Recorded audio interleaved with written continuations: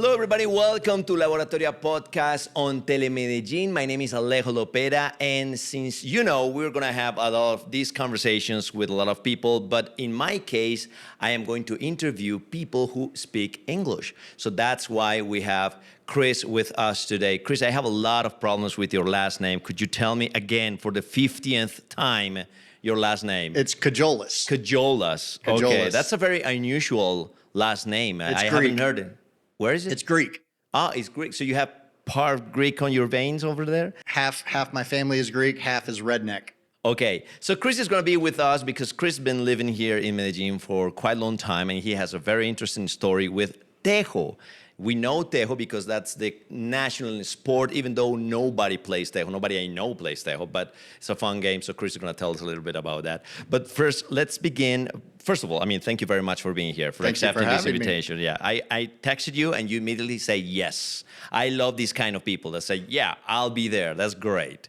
But it's not your first time in Telemedellin. You've been around, doing shows about what you do here a lot. Oh, yes. I've probably been on TV or in the newspaper probably 10, 15 times. When you lived in America, were you ever on TV? Twice, but never for anything like during sporting events. Okay. They'll go out and film before the sporting event. So I was in New Orleans at a bar and they filmed there. All right. Let's go back a little bit about your story. You are from Florida. Yes. Okay. And you grew up the whole time in Florida, or did you move from any other place? I lived in San Jose, California for 3 months. Okay. But Florida most of. According to the name San Jose, is that like a lot of Mexicans there too? Didn't notice. Okay, because we were speaking before, and Florida, it's very particular. It's a very particular part of America, because even though it's in America, it's hard to find someone that speaks English such as yourself, right? It's not like a gringo thing. It's more like a Latin place in America. Depending on where you are, absolutely. Dude, you go into Miami, there are parts of Miami that you cannot speak English in. And how does that make you feel? Like were you guys personally, okay? I don't like it. So you never go. You avoid going to Miami. I lived in Fort Lauderdale, which is very close to Miami, for 1 year, and I went to Miami 2 times in a year. Really? Because look, I get it. I understand Colombians sometimes get upset, when they hear a group of gringos talking loud, being boneheads. But look, I was a little kid when the Cubans arrived. So, and I was 14, and we had a friend that lost her job because she didn't speak Spanish. Oh. And so, when you're a young kid, you think, how terrible is this? You can't speak your own language in your own country. Okay. So at the beginning, you might be a little bit like upset, like, yeah, I don't like these people coming here. But now, I'm older. Obviously, I live in Colombia, speak Spanish more or less. I understand. But, when you're a little kid, you don't know any better. Do you have any brothers, sisters? I have an older sister. She's 5 years older. Oh, okay. And what does she do? I don't know, actually. Okay, so you're not very close, right? No, we're close, but like she stayed in America. She stayed in the U.S. Okay. She's been here once, but she likes live music, so she has a page for Tallahassee, Florida, where she promotes different bars with live music. When you were growing up, did you play any sports? Because we're going to talk about Tejo. That's your life now. You have a tattoo, you have a company, everything. But did you play any sports when you were in school? I played football americano. Okay. Now that's the football. Yeah. That's just soccer, right? Yeah, I never really liked soccer. So, which is odd because I have a tattoo of a Brazilian team now. But you do like soccer now? Oh, I love it. Oh, okay. I'd rather watch football. So you're soccer. more Colombian than before. That's great. That's great. So you play football, baseball, and volleyball. Okay. Why is baseball so boring for everybody except for Americans? We don't get it. We don't. The games are like 4 or 5 hours. Yes.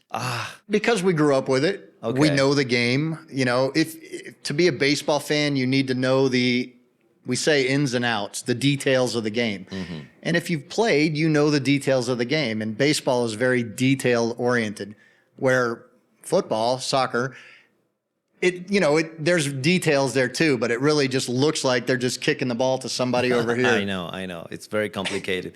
What kind of kid were you when you were growing up? Were An you idiot. a mischievous kid or? Yes. Oh, really? Yeah, I burned a field down with gasoline and matches. Actually, 2 times. That's not a very good idea for kids. If you're watching this, don't follow these instructions. Don't do that. No, I was an idiot. Why did you do that? Like for pranks? Or? No, the first time I was with an older kid who had a bottle of gasoline and matches.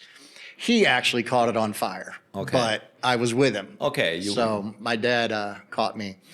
And then the second time we were just in a field playing with matches and they all lit at one time and it burned my hand and I dropped it. And of course. Whoosh. You know, here in Colombia, if you ever do that, your mom or dad, I mean, years ago, not now. Right. I mean, parenting have been changing a lot. They will kill you instantly. Absolutely. What did your father do when he knew about your prank? Well, I think when he knew that he told me he saw me running down the road to the older guy's house. He didn't do anything to me because I think he knew I was just there. I don't remember the second time. I really don't. Okay. I don't think they beat me or anything because Maybe you don't remember because the beat up was so hard that you were unconscious and now you forgot about the whole thing. Could be. Okay. So when you were growing up, when you were a teenager or something, did you think I'm gonna travel the world? I'm gonna go to different places and No, I never really went anywhere until I was 34. Oh, really? I took my like first never trip. left the country? My dad took us to Jamaica when I Okay. was like 10. But that's not very common. Normally, American people, they travel a lot. They know the world. My dad was a scuba diver. And okay. so he and his second wife would travel to Grenada, the Bahamas, Jamaica, all these places to go diving. So they had to take us because they wanted to go diving. And it was the summer, so I lived with my dad in the summer. Did you ever do it? Like Oh, diving? yeah, I dive. I've been diving since I was 14. Oh, really? But we only went lobster diving, so we went to catch lobster Okay. in the okay. Keys. And did you like it as something that you still do? I wish I still could do it. Oh, how But- come? You cannot Well, my do it? father passed away 9 years ago, but you need a boat. You need quite a bit of money. Gear, yeah, you need a lot of and things. it's just not something that I'm willing to invest money and time into, especially living in Colombia full time. Okay. Then when you graduated from school, you went to university, you studied something, and then became a banker or something like that? I studied housing. Housing? Yeah, What is studying housing? I don't know actually. It was like you learned construction materials of construction. Okay. That would be but you ingeniero weren't a- civil for us, I guess. Yeah, but you weren't a contractor. You just kind of knew information. All right. And then the psychology of housing, meaning like if you wanted a close family, you put all the rooms on one side of the house. And if you didn't want a close family, you put the master bedroom on one side and the kids on the other. Oh, okay. Just silly little things. But I wanted to sell real estate. And so I graduated and started selling real estate. But I learned quickly that wasn't all that I thought it would be. Why? I sold 2 houses in my first, or 3 houses in my first 3 months. Because it's good money, isn't it? Well, that's what I thought. Oh, okay. But I only made $3,000 in 3 months, and I thought I could be doing this working, in the mall. I mean, this was like. Now, obviously, you need to sell 2 and 3 and 4 a month.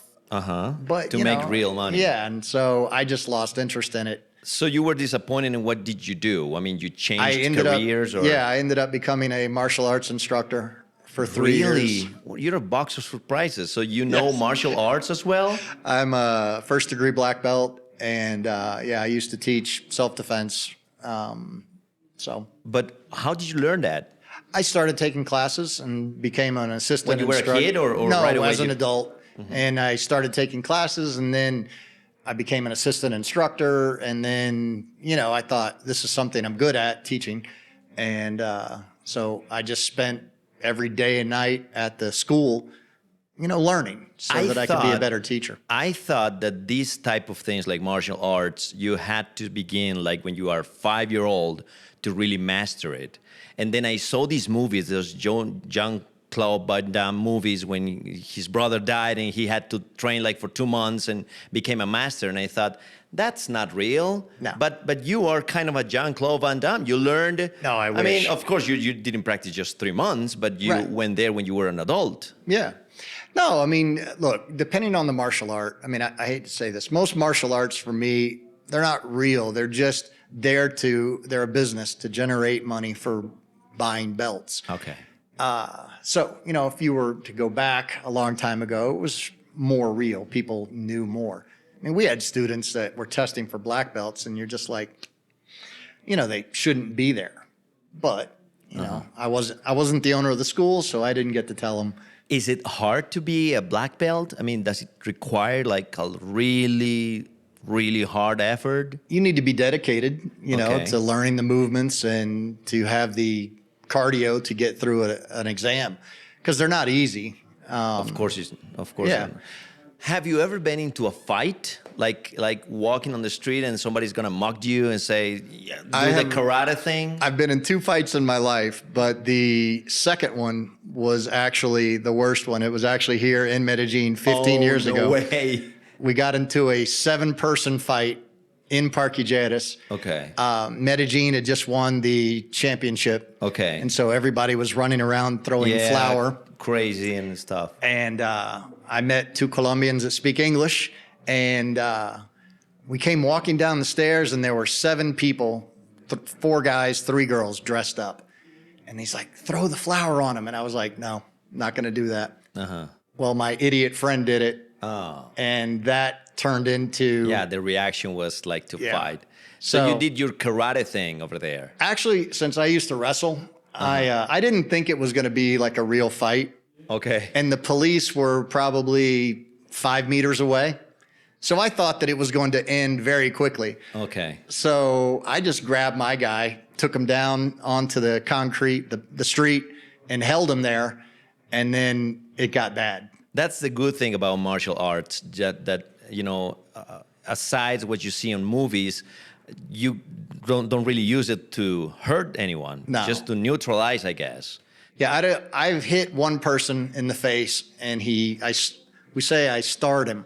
His head split open right there, and all the blood came down his That's face not here. nice, Chris. No, Why do but- you do that? But when I did it and I saw him, I was just like, Yeah, I'm a machine. Oh. I'm Steven Seagal. I'm supposed wish. not to do this. but no, I felt horrible for I causing bet. that Yeah. to somebody. Okay. And so, I didn't want to hurt the guy that I took down. I just thought the police would come and stop us. They didn't? Okay. It lasted about a minute and a half. Okay, that was quick. I got hit 22 times. Okay, so you continue teaching martial arts, and when did you say, like, I'm going to go to Colombia? Oof, that was in 98 that I stopped teaching. So I came to Colombia the first time probably 2009, 2010-ish. Why? Tell me why. So you, I you moved- wanted to come? Somebody No. asked you to come? So I moved to Brazil to be with a girl. Okay. Never moved to a foreign country to be with For a a woman. girl. Never. Okay. But I moved there, and we broke up 3 months later. But I didn't know what to do, and I didn't want to go home. So I remembered.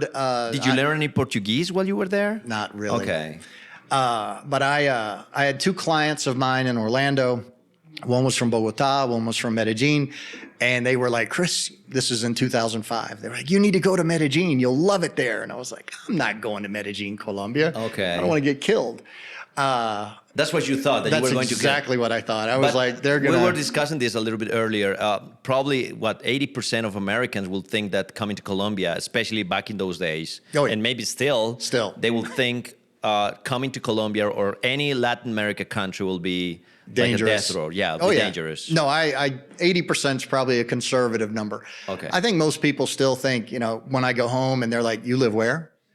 Really? Like, dude, I You're gonna love tell me it. that story Yeah. later. So they said you should go to Medellin. Medellin. What did they do here? They were doing business here? No. I have no idea. They were younger at that time. Okay.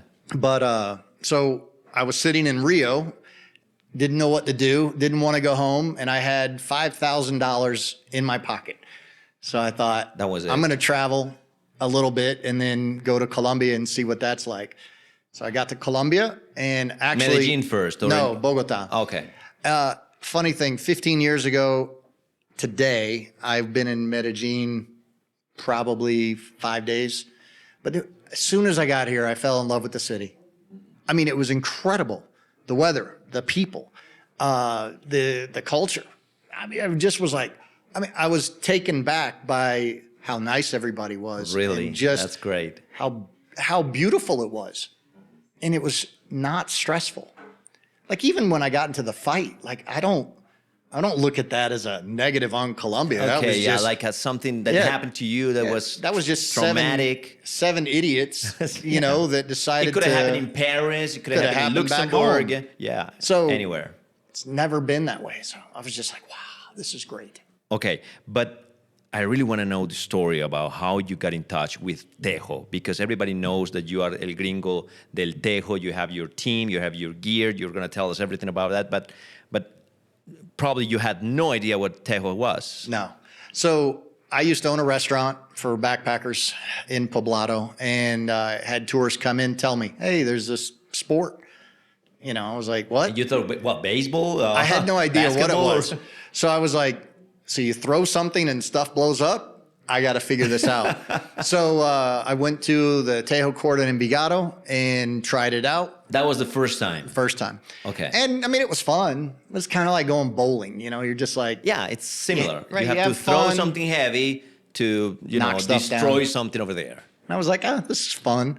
But like, I never played again for 3-4 months, went back. I was like, all right, this is all right. Another 3 months, went back. Then I met 3 Colombians that were playing, and one of the guys tried to give me a Tejo, a disc. And I Okay. knew that, this was a really nice gift. Yeah. I was like, I don't want it. I have my own money. I don't need you to give me a present. He made me take it. I was like, wow, this is awesome. So I thought, I want to be around these people. So I started playing, practicing.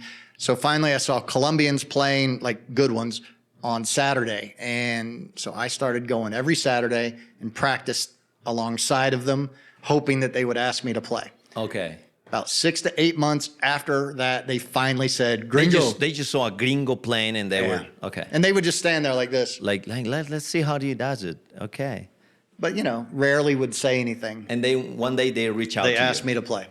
And I outplayed them all that day. So I was so happy. So from that moment on, I was ready to play. So from that day, I started playing in tournaments. I traveled Colombia playing Tejo. I'm part of the Federation of Tejo. Oh, I'm the really? only foreigner that's a trainer of Tejo. Obviously, I have Tejo in Medellin Tour, my Tejo business for foreigners. I have the first brand of clothing for Tejo in Colombia. amazing. Called Baliseis.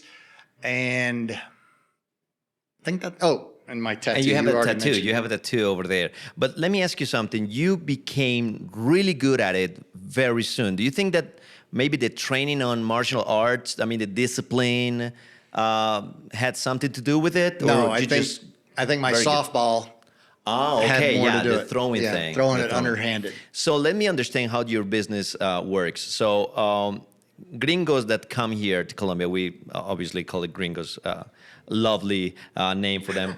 They come here and they want to do something like it's really typical, really Colombian. So they talk to you, or do you have like a I have a database of people who come? Facebook page, Instagram, and web page. Okay. So they contact me and ask me if they can play.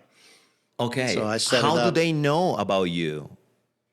You must be really famous Well, abroad. fortunately, when you type in Tejo Medellin on the you internet, are over there. I'm the first thing that comes up. When they come here, are they as excited as you were when they played Tejo for the first time? They're more excited. Really? Yeah, because You were more conservative at the beginning. well, no, because back then there weren't videos of people playing. Okay. Like this is weird, but I'm the first person to live stream a tournament Really? on my phone. And great. I love it. So people would be like, "Why is the gringo out on the floor? Why is he walking around with his phone?" And because I was live streaming, I was the only person to do that for probably the first 6 years. Wow. Fortunately, other people do it now. But Yeah, of course. But you set up the path. I mean, Yeah. it was you who said this is how Right. it's done. Okay, so you became really good at it, and now every person that comes to Colombia and they really want to experience something like a typical Colombian thing, they go to you and they play tejo. You teach Yes. them how to play. You become the masters or something like yes, that. I explain the rules. I teach them how to throw while they're playing. I coach them on how to do it better. And then at the end, I explain the history of the sport as I know it. But yeah, it's a lot of fun. And really, the weirdest thing is when I have to teach groups of Colombians because they'll argue with me. This isn't the national sport. Yes, it is. But then you said, this is going to be my life. I am going to do this for a living. I'm going to teach these people. I'm going to make tours, and I'm going to have a clothing brand. How these ideas came to you? Well, because they just don't exist here. I mean, in Tejo, these kinds of marketing things didn't exist. So my wife is always, I'm so proud of you. And I'm like, honey, I'm not doing anything different than what you'd already do in the U.S. So I just was like, this doesn't happen. So I just said, all right, I'll make shirts. Do you know if anybody buys them? Do you know any other gringo that stayed here and they go practice with you all the time, or you're were- still the only gringo that really loves tejo? I'm the only one. Really? So they come, they have a good time, and that's it. Okay. I've offered to train other people, who want to play a sport, in Colombia because they're bored, but nobody wants to practice the sport. Because I'm not willing to go and take anybody to a tournament who's not willing to practice. Of course. Because it's dangerous. You've gone to all over Colombia, especially Turmeque, which is the little town that the whole thing began, right? Correct. But it was a little bit disappointing to you because you were expecting this massive tejo thing, but it was not probably as big as here. No, it's definitely not. I tell my tourists, I was like, if you guys love Tejo and you're really excited about it and you want to go to the town of Turmeque, don't go. You'll be disappointed. That's good. That's good. And how did you decide to make a tattoo? That's an indigenous, the Turmeque indigenous, right? And it's a statue in the town. Okay. But And he's on a tejo, right? yeah, he's on a Tejo. Okay. But I wanted something. I was going to put my logo, Balices, on my arm. And I thought, only Tejo people would know what that is. Okay. But honestly, not many Colombians know what this is either. But that's a good way to start a conversation. Like, it is. I'm sorry, what is that? Okay, yeah, this is me. I play tejo and these kind of things. But a friend of mine, not really a friend anymore, I was the only person with this tattoo in the country. And another guy I know in Now Tejo there's someone put else? it on the other arm. I was like, come on, man. You took my thing. Now you're making it popular. That's not good. It was just like, come on, put it somewhere else. Okay. Chris, it's really nice to meet you. It's really great what you do. We should appreciate more the national sport because it's considered the national sport according to the Congress man that actually, I think it was 2000, the year 2000, that the law said this is the national sport of Colombia. So thank you very much for doing that. No, and I love if people want to reach out to you and they want to buy your clothing or everything, where should they go in Instagram? Tejo in Medellin, Instagram. Tejo in Medellin. Tejo in Medellin. Tejo in Medellin, Instagram or Facebook. Okay, very good. Thank you very much, Chris, for being with us. Thank you very much. I appreciate it. All right, and thank you for being here in Laboratorio Podcast. See you next time.